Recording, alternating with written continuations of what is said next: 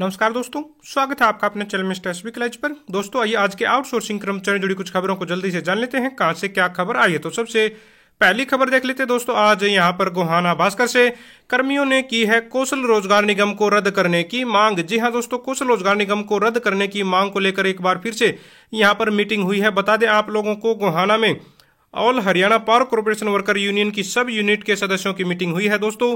इन्होंने यहां पर मांग उठाई है कि कच्चे कर्मचारियों को पक्के कर दिया जाए और सीधा कौशल रोजगार निगम को भंग कर दिया जाए। तो कौशल रोजगार निगम को भंग करके समय समय पर आवाज उठती रहती है, कर्मचारी इसका विरोध करते रहते हैं। हालांकि बता दें आप लोगों को, शिक्षा मंत्री कंवरपाल गुर्जर हैं, वो स्पष्ट कर चुके हैं कि इस मांग पर किसी प्रकार का कोई विचार विमर्श नहीं किया जाएगा कौशल रोजगार निगम को भंग करने का। कर्मचारियों का यहां पर कहना है कि कर्मचारियों की मांगों की लगातार अनदेखी की जा रही है। कर्मचारियों की जो प्रमुख मांगे हैं वो यहां पर बताई गई हैं कि वही कच्चे कर्मचारियों को पक्का करने, पुरानी पेंशन स्कीम को लागू करने, एक्स ग्रेसिया पॉलिसी लागू करने, ठेकेदारी प्रथा बंद करके कौशल रोजगार निगम को रद्द किया जाए और नियमित भर्तियां की जाएं। तो यहाँ पर all Haryana power corporation worker union दोस्तों प्रदर्शन एक तरह से यहाँ पर तैयारी कर रही है, मीटिंग की है और इसमें विचार विमर्श किया गया है। गोहाना से ही खबर है। यहाँ पर भी दोस्तों बता दें, हरियाणा कर्मचारी महासंघ के सदस्यों की मीटिंग हुई है। कर्मचारियों ने खाली पदों पर स्थायी भर्ती की मांग की है और इन्होंने भी जो कौशल रोजगार निगम के अंतर्गत भर्ती पर पाबंदी लगाने की मांग की है। तो यहाँ पर 26,000 रुपये कम से कम वेतन लागू किया जाए, मजदूरी 600 रुपये की जाए, इस तरह की दोस्तों इन्होंने मांग उठाई है। तो निःशुल्क उपचार सुविधा भी दी जाए और यहाँ पर विभागों में खाली पड़े पदों पर स्थायी भर्ती, पुरानी पेंशन स्कीम की बहाली को लेकर यहाँ पर 9 और 10 अगस्त को डीसी कार्यालय के बाहर 24 घंटे का महापड़ाव डालने का निर्णय भी इन्होंने यहाँ पर लिया है। आगे बढ़ते हैं, यहाँ पर देख लीजिए करनाल भास्कर से खबर है। आशा वर्कर 8 से 10 अगस्त तक अपनी लंबित मांगों को लेकर रहेंगी हड़ताल पर। जी हाँ दोस्तों, जो 3 दिवसीय हड़ताल इन्होंने घोषित की है उसकी जोर शोर से तैयारी कर रही हैं सभी आशा वर्कर पूरे हरियाणा में। आशा वर्कर यूनियन ब्लॉक करनाल व मधुबन की जनरल बॉडी ने यहाँ पर फौरा पार्क में दोस्तों मीटिंग की है। तो मीटिंग की है यहाँ पर, बता दें आशा वर्करों ने इस मीटिंग में दोस्तों यहाँ पर जो 8 से 10 अगस्त को प्रदर्शन होने जा रहा है, 3 दिवसीय हड़ताल होने जा रही है, उसकी जबरदस्त तैयारी चल रही है। यहाँ पर भी ज्ञापन सौंपते हुए आप लोग देख सकते हैं। कैथल में भी आशा वर्करों ने यहाँ पर एडवांस में ज्ञापन सौंप दिया है कि हम प्रदर्शन करने जा रहे हैं, हड़ताल करने जा रहे हैं। अगर हमारी मांगों पर ध्यान नहीं दिया जाता है तो एक्स्ट्रा जो बर्डन इनके ऊपर रहता है और काफी सारी इनकी मांगे हैं। बताया गया है 2018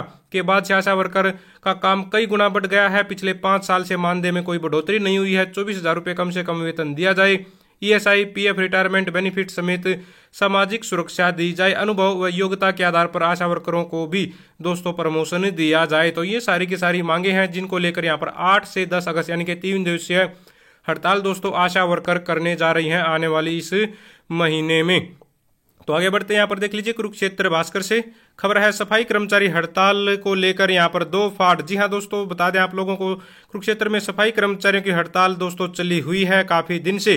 तो बता दें आप लोगों को 2017 है दोस्तों, उससे यहाँ पर कर्मचारी चाहते हैं कि उसे समान काम समान वेतन लागू मानकर कर्मचारियों का एरियर दिया जाए और नई सैलरी समान काम समान वेतन के हिसाब से दिया जाए। लेकिन कर्मचारियों में जो प्रदर्शन चल रहा था कर्मचारियों का, उसकी यूनियन में यहाँ पर फूट पड़ती हुई नजर आई और कुछ कर्मचारियों ने हड़ताल खत्म करने का ऐलान कर दिया है। बता दें आप लोगों को साथियों, यहाँ पर कर्मचारी 2017 से अगर इनकी अगर जो एरियर लागू किया जाए, अगर माना जाए तो काफी 1 लाख से 2 लाख यानी कि मान लीजिए 1.5 लाख के आसपास इनका दोस्तों पैसा अकाउंट में आना चाहिए। लेकिन कर्मचारी चाहते हैं कि 2017 से ही लागू किया जाए, जबकि जो विभाग कहता है वो 2021 के आसपास का समय से माना जा रहा है। तो अब यहाँ पर इनको लॉस होते हुए नजर आ रहा है। तो सीधी सी बात है, कर्मचारी भी अड़े हुए हैं कि भाई 2017 से ही लागू किया जाए। 2017 से लागू करेंगे तो भाई ज्यादा पैसा मिलेगा कर्मचारियों को, तो कर्मचारियों को लाभ होगा। तो कर्मचारी भी यही चाहते हैं। तो प्रत्येक कर्मचारी का 1.5 से 2 लाख रुपए अगर बनते हैं तो काफी ठीक ठाक राशि हो जाती है कर्मचारियों की सैलरी के हिसाब से। पंचकुला से खबर है, यहाँ पर 10 दिनों से सफाई कर्मचारी हड़ताल पर। कालका पिंजौर के सड़कों पर दोस्तों यहाँ पर आप लोग देख रहे हैं हालात किस तरह के हैं। तो यहाँ पर भी कर्मचारी प्रदर्शन कर रहे हैं और यहाँ पर इन्होंने स्पष्ट कर दिया है 10 दिन से भले ही इनकी हड़ताल है, लेकिन जब तक इनकी मांगे नहीं मानी जाएंगी तब तक ये प्रदर्शन जारी रखेंगे। देख लीजिए प्रधान क्या कहते हैं। मांगे नहीं माने जाने के चलते हड़ताल पर जाना पड़ रहा है। नगर परिषद के सफाई कर्मचारी अपनी मांगों को लेकर पिछले 10 दिनों से हड़ताल पर बैठे हैं। हम लोग अपनी मांगों को लेकर अधिकारियों से, नेताओं से लगातार मिल रहे हैं, मांग पत्र दे चुके हैं, लेकिन मांगे नहीं माने जाने के चलते हड़ताल पर जाना पड़ रहा है। जब तक मांगे नहीं मानी जाती, हड़ताल खत्म नहीं की जाएगी। तो यहाँ पर भी कर्मचारी एक तरह से अड़ गए हैं, 10 दिन से लगातार प्रदर्शन कर रहे हैं, तो इनकी मांगे मानी जाए। और पंचकुला में ही यहाँ पर दूसरे जो सफाई कर्मचारी हैं, जो पब्लिक टॉयलेट की जिम्मेदारी इनके पास होती है, यहाँ पर सफाई कर्मचारियों को 1 अगस्त से यानी कि कल से दोस्तों इनका हटाने के ऑर्डर जारी किए गए थे। यहाँ पर 40 से 45 कर्मचारी हैं जिनको हटाने के आदेश जारी किए गए थे। तो इससे कर्मचारी यहाँ पर नाराज है और इन्होंने यहाँ पर आवाज उठाई है कि इनकी नौकरी को समाप्त न किया जाए, इनको न हटाया जाए। तो कर्मचारी अपनी नौकरी बचाने के लिए यहाँ पर संघर्ष कर रहे हैं। तो सफाई कर्मचारी ने एमसी ऑफिस के बाहर प्रदर्शन किया है और नारेबाजी की है कि इनको दोस्तों इनकी जो नौकरी है उसको सुरक्षित किया जाए, न हटाया जाए। तो रोहतक भास्कर से देख लीजिए, सरकार की निजीकरण नीति के विरोध में उतरे टूरिज्म कर्मचारी, चेतावनी 12 सितंबर को मंत्री आवास घेरेंगे। यहाँ दोस्तों टूरिज्म कर्मचारी हैं, यहाँ पर प्रदर्शन कर रहे हैं, अपनी मांगों को लेकर आवाज बुलंद कर रहे हैं। आप लोग देख सकते हैं रोहतक में प्रदर्शन किया जा रहा है। अगर मांगों की बात करें तो यहाँ पर टूरिज्म कर्मचारी ने मांग उठाई है कि ब्लॉक ईयर 2020 से 2023 की एलटीसी तुरंत देने और 2006 से 2014 में ईपीएफ शेयर में हुए भेदभाव को दूर करने, 18 महीने का बकाया एरियर डीए देने और आउटसोर्सिंग पर कुशल रोजगार निगम के जरिए लगे कर्मचारियों का एएसआई कार्ड बनाने, इनको अनुभव के आधार पर वेतन वृद्धि देने, निगम में कार्यरत सभी वर्गों के कर्मचारियों को दोस्तों एक तरह से प्रमोशन देने और वेतन का केंद्रीयकरण आदि मांगे शामिल की हैं। तो यहाँ पर टूरिज्म कर्मचारी भी प्रदर्शन कर रहे हैं और 12 सितंबर को जगाधरी यमुनानगर में पर्यटन मंत्री के निवास पर प्रदर्शन करने का इन्होंने निर्णय लिया है। कैथल से देख लेते हैं, कर्मचारी ने मांगों को लेकर विधायक के आवास पर किया है प्रदर्शन। तो यहाँ पर विधायक के आवास पर प्रदर्शन करते हुए आप लोग देख रहे हैं और इन्होंने विधायक जो सचिव हैं, विधायक के सचिव हैं सचिव चमकौर को यहाँ पर ज्ञापन सौंपा है अपनी मांगों को लेकर। प्रदेश सरकार लगातार यूनियनों द्वारा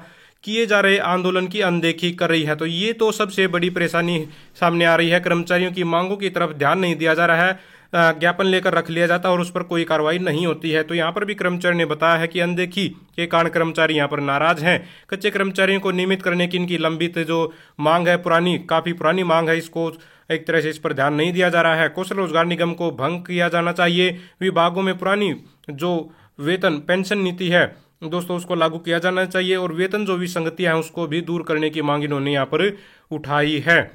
आगे बढ़ते हैं, देख लीजिए जींद से खबर है, डिपो होल्डरों ने सरकारी कर्मचारी का दर्जा देने की उठाई है मांग। जी हाँ दोस्तों, डिपो होल्डर आप लोगों को पता है जो राशन वितरित करते हैं गांव में, तो इन्होंने भी यहाँ पर दोस्तों आवाज उठाई है कि इनको भी सरकारी कर्मचारी का दर्जा दिया जाए। एक सरकारी कर्मचारी जो 60 से 70 हजार रुपये सैलरी लेता है, इनको मात्र 8 से 10 हजार रुपये दोस्तों इनका कमीशन बनता है, लेकिन ये इतना सारा काम करते हैं और वो भी दोस्तों 1 साल से इनका रुका हुआ है। 1 साल में मात्र 5 महीने का कमीशन इनको जारी किया गया है, तो बकाया 7 महीने के कमीशन दोस्तों इनका बकाया है, जिस पर सरकार ध्यान नहीं दे रही है। तो इनको समय पर वो भी नहीं मिलता है, यानी कि जो थोड़ा सा कमीशन मिलता है वो भी समय पर नहीं मिलता। इसलिए कर्मचारी चाहते हैं कि इसको नियमित किया जाए और इनको सरकारी कर्मचारी का दर्जा दिया जाए।